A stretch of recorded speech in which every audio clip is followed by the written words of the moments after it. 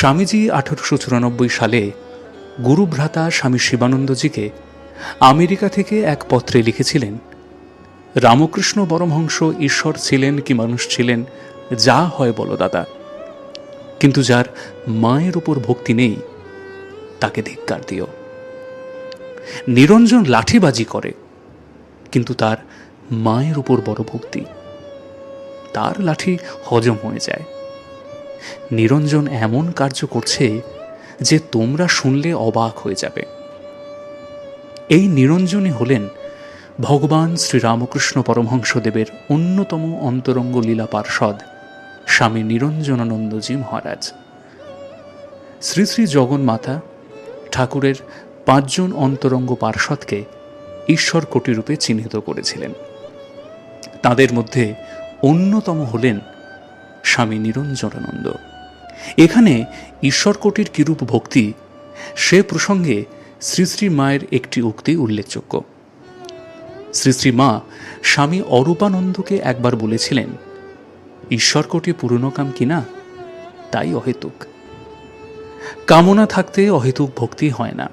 পূজনীয় মহারাজের সম্পর্কে লেখা একটি মন্ত্রে রচয়িতা এইরূপ লিখছেন, যিনি নিষ্কলঙ্ক, সর্বদা মুক্ত স্বভাব, পরম পবিত্র এবং শ্রী শ্রীমা সারদা দেবীর একান্ত সেবক, যিনি শ্রীরামকৃষ্ণের পদপল্লবে নিজেকে সম্পূর্ণরূপে সমর্পণ করেছেন, সেই স্বামী নিরঞ্জনানন্দকে আমি বন্দনা করি।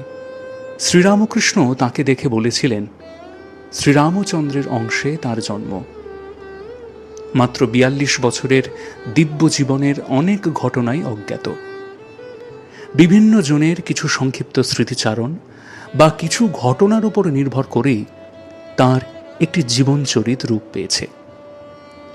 বিশেষ করে আমরা স্বামী নিরঞ্জনানন্দজির মাতৃভক্তির কথা স্মরণ করব এই অনুধ্যানের মাধ্যমে। মহারাজের যেমন ঠাকুরের প্রতি ভক্তি, ভালোবাসা, নিষ্ঠা ছিল, তেমনই ছিল স্বামীজির প্রতি। 2 জনের শরীর অসুস্থ থাকাকালীন তিনি অতি নিষ্ঠা সহকারে তাদের স্বাস্থ্যের কথা মনে রেখে দ্বার রক্ষা করেছিলেন, যার জন্য কখনো কখনো অনেকের কাছেই তাকে অপ্রিয় হতে হয়েছে। তবুও মহারাজ ছিলেন কর্তব্যে অবিচল। আবার মহারাজের মাতৃভক্তিও ছিল অতুলনীয়। সেখানে কোনো বাহ্যিকতার স্থান ছিল না। ঠাকুরের অন্যান্য পার্ষদদের মতো তিনিও শ্রীরামকৃষ্ণ ও শ্রীমা যে অভিন্ন তা মনে করতেন। কুমুদবন্ধু সেনের স্মৃতিচারণ থেকে আমরা পাই, তিনি লিখেছেন, নিরঞ্জনই প্রথম আমার চোখ খুলে দেয়। একদিন তাকে বললাম, ভাই নিরঞ্জন, কি দুর্ভাগ্য, এখন ঠাকুরকে দেখতে পাচ্ছি না, তিনিই ছিলেন আমার একমাত্র আশ্রয়। নিরঞ্জন বাধা দিয়ে বলল, সে কি, মা তো আছেন, ঠাকুর আর মায়ের মধ্যে তফাৎ কোথায়? লক্ষ্মী ছাড়া নারায়ণকে ভাবতে পারেন? পার্বতী ছাড়া শিবকে, সীতাহীন রামকে এবং রাধা বা রুক্মিণীকে বাদ দিয়ে কৃষ্ণকে? আমি চমকে গেলাম, কি বলছো? ঠাকুর এবং মা এক, অভিন্ন? নিরঞ্জন উত্তরে বলল, বেশ, আপনি তো মনে করেন শ্রীরামকৃষ্ণ অবতার, তা আপনি কি ভাবেন যে তিনি একজন সাধারণ নারীকে তাঁর লীলা সঙ্গিনী হিসেবে বেছে নিয়েছিলেন? ঠাকুরের এই কথাগুলি অবশ্যই স্মরণে রাখবেন। ব্রহ্ম এবং শক্তি এক ও অভিন্ন, যদিও 2 রূপে আমাদের কাছেই তারা প্রকাশিত।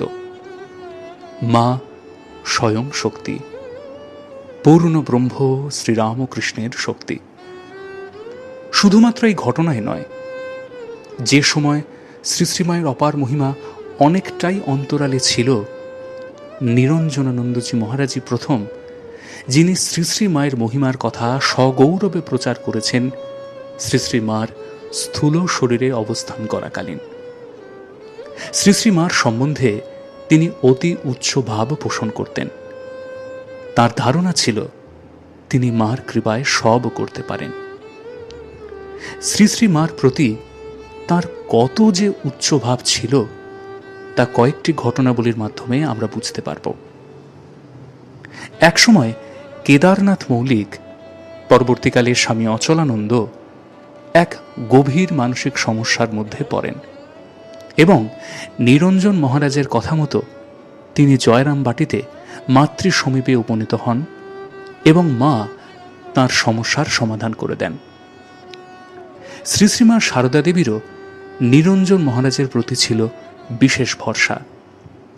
আবার শ্রী শ্রী মায়ের আজ্ঞাই ছিল তাঁর কাছে শেষ কথা। শ্রী শ্রী মায়ের শ্রীমুখে একটি ঘটনা উল্লেখযোগ্য। হরিশ এই সময় কামারপুকুরে এসে কিছুদিন ছিল। একদিন আমি পাশের বাড়ি থেকে আসছি, এসে বাড়ির ভেতর যেই ঢুকেছি অমনি হরিশ আমার পিছু পিছু ছুটছে। হরিশ তখন খ্যাপা, পরিবার পাগল করে দিয়েছিল। তখন বাড়িতে আর কেউ নেই, আমি কোথায় যাই? তাড়াতাড়ি ধানের হামারের চারিদিকে ঘুরতে লাগলাম। ও আর কিছুতেই ছাড়ে না। 7 বার ঘুরে আমি আর পারলুম না। তখন নিজ মূর্তি এসে পড়ল। আমি নিজ মূর্তি ধরে দাঁড়ালুম।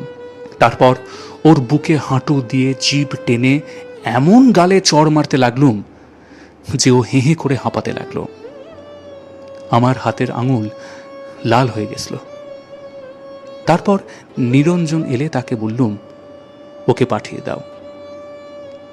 এই ঘটনার সময় নিরঞ্জনানন্দ কলকাতায় ছিলেন, কিন্তু যে মুহূর্তে কামারপুকুরের এই অস্বস্তিকর পরিস্থিতির কথা শুনেছেন তৎক্ষণাৎ স্বামী শারদানন্দের সঙ্গে নিরঞ্জনানন্দ জননী সকাশে ছুটে আসেন, আজ্ঞাবহ পবননন্দন মহাবীরের মতো। আশ্চর্য এই যে নিরঞ্জনানন্দের আগমনের সঙ্গে সঙ্গেই উন্মাদ হরিশও বিনা বাক্যব্যয়ে কামারপুকুর ছেড়ে চলে যান এবং জানা যায় ক্রমে তিনি নিরাময়ও হয়েছিলেন। সেবক নিরঞ্জনানন্দের তেজস্বিতায় মা স্বয়ং কত প্রসন্না ছিলেন, কতখানি নির্ভর করতেন তার উপর, তাও মায়ের মুখের ওই ছোট দুটি কথাতেই বেশ স্পষ্ট। তারপর নিরঞ্জন এলে তাকে বললুম, ওকে পাঠিয়ে দাও। তাঁর মাতৃভক্তির কথা শেষ করা যাবে না। গুরুভাই স্বামী অখণ্ডানন্দকে লেখা একটি চিঠির অংশে মাতৃ সমীপে যে তিনি কতখানি শরণাগত ছিলেন তার কিছুটা প্রকাশ করেছেন। তিনি লিখেছেন, ভাই, আমার যেন তাঁহার ও মাতা ঠাকুরানীর ওপর অচলা ভক্তি থাকে, এই দয়া তোমরা করিও। তাই জীবনের একদম শেষ সময় তিনি সেই মায়ের কাছেই আশীর্বাদ নিয়ে শেষ বিদায় নিতে এসেছিলেন। সেই সময় শ্রী শ্রী মা বাগবাজার স্ট্রিটের ভাড়া বাড়িতে থাকতেন। নিরঞ্জন মহারাজ এই বাড়িতেই শ্রী শ্রী মায়ের কাছে বিদায় নিতে এসেছিলেন এবং তিনি জানতেন যে এই বিদায় স্থূল শরীরে শেষ বিদায়। সে কারণে এই বিদায় পর্বটি হয়ে উঠেছিল নিতান্তই মর্মস্পর্শী।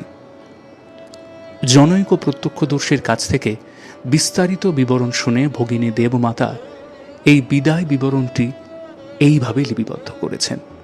তিনি আসন্ন চিরবিদায়ের কথা কিছু বলেননি, কিন্তু তাকে দেখে মনে হচ্ছিল যেন একটি ক্রন্দনরত শিশু তার মাকে আঁকড়ে ধরে থাকতে চাইছে।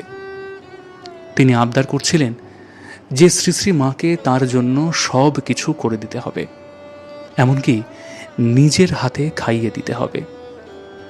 আর শ্রী শ্রী মা নিজের হাতে যা রেঁধেছেন তিনি শুধু তাই খাবেন। যখন ঘোর অনিচ্ছা সত্ত্বেও বিদায় নেওয়ার সময় হল, তিনি শ্রী শ্রী মায়ের পায়ে লুটিয়ে পড়লেন। তাঁর ভারাক্রান্ত হৃদয়ের বেদনা অশ্রু হয়ে ঝরে পড়ল। তারপর নিঃশব্দে তিনি উঠে চলে গেলেন। মনে মনে তিনি বুঝেছিলেন যে স্থূল শরীরে এটাই শ্রী শ্রী মায়ের সঙ্গে তাঁর শেষ দেখা। এর কিছুকাল পরে কনখলে তিনি মহাসমাধি লাভ করলেন। নিরঞ্জনানন্দজির মহাসমাধির সংবাদে শ্রী শ্রী মা চোখের জল ফেলতে ফেলতে বলেছিলেন, নিরঞ্জন গেল। পরবর্তীকালে যোগিন মা ও গোলাপ মা বলেছিলেন, নিরঞ্জনের দেহ যাওয়ার সংবাদ শুনে মায়ের মুখের হাসি মিলিয়ে গেল।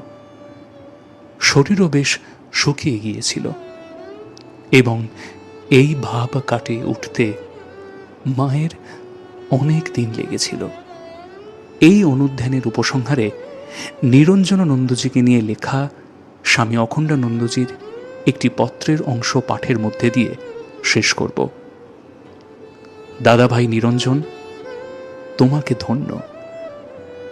আশীর্বাদ করুন যেন তাহার মতো সরল হৃদয়ে পায়, যেমন শ্রী গুরুদেব চরণে ও শ্রী শ্রী মাতা ঠাকুরানীর চরণে তোমার অচলা ভক্তি।